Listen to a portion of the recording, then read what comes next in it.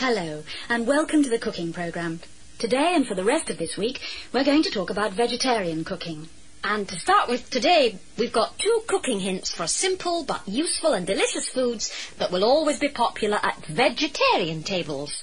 For hundreds of years, many peoples of the world have been vegetarians, like certain Hindu castes in India, for example. But vegetarianism in the West has only been really popular for the last 15 or 20 years. For us, it's a modern phenomenon. Yes, it certainly is. And more people these days are becoming vegetarians. By vegetarian, of course, we mean someone who doesn't eat meat. There are all sorts of reasons for being a vegetarian. Some people stop eating meat because they don't want animals to be killed, because they don't agree with the way we humans destroy the animal world. Some people genuinely don't like the taste of meat. And some others think that meat is not very good for you because it's too fatty. And still others think that eating meat makes you more aggressive than you would be if your diet was meat-free. Vegetarians usually say that they feel better because they don't eat meat. And today, with so many good vegetarian restaurants and cookbooks, it's certainly exciting to be a vegetarian cook. Yes, Fiona, I'm sure that's right. Today, in our first vegetarian programme of the week, we've got 2 fairly common and easy dishes for you. Yes. The first recipe is for a kind of hummus. It's called hummus bi tahina, and it's an Egyptian version of an Arab dish. Hummus is a kind of paste which you dip bread into, and it's delicious. It's eaten in many Arab countries, in Turkey and Greece. Now, the ingredients for this dish are as follows.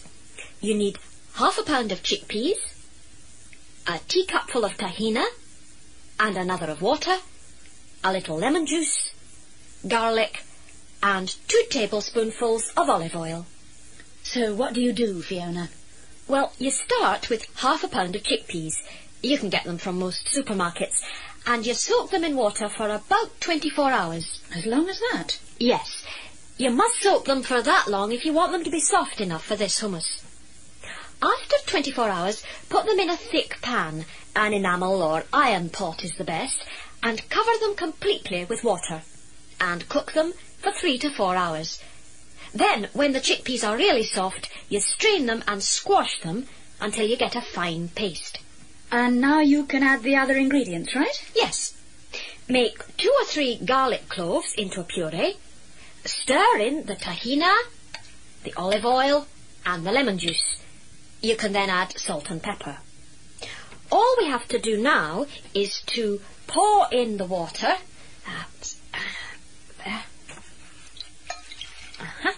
So that the mixture is about as thick as mayonnaise. Not too solid, not too liquid. There, that's about right. Then we pour it onto a plate, or into a shallow dish, and it's all ready. Why don't you try it, Harriet? Thanks, Fiona, I will. Oh, delicious. Oh, that's something I'll definitely try myself. Now, my cooking hint for today is sugared oranges. I used to avoid oranges because I could never cut them up properly. They always looked terrible. But there is a way of doing it, and it's like this. First, cut your orange in half horizontally, and then cut each half into 4 pieces. Peel each segment and take off all the white pith, and it doesn't matter if your pieces look a bit of a mess. Now, put your messy but clean pieces of orange into a bowl and sprinkle them with white sugar. And now the best way to eat them is to chill the pieces in the fridge and serve them up in wine glasses. And if you want, you can put in a little Cointreau or maybe even brandy. And I've got a glassful here for you to try, Fiona. What a lovely idea. Very simple, but just let me have a taste. Oh, delicious. And just the thing after a heavy dinner, especially with this Cointreau. Yes, it is. But that's all we have time for today. I hope you've enjoyed our recipes. Yes. So, now it's goodbye from me, Fiona MacDonald. And goodbye from Harriet Walker. Goodbye. Goodbye.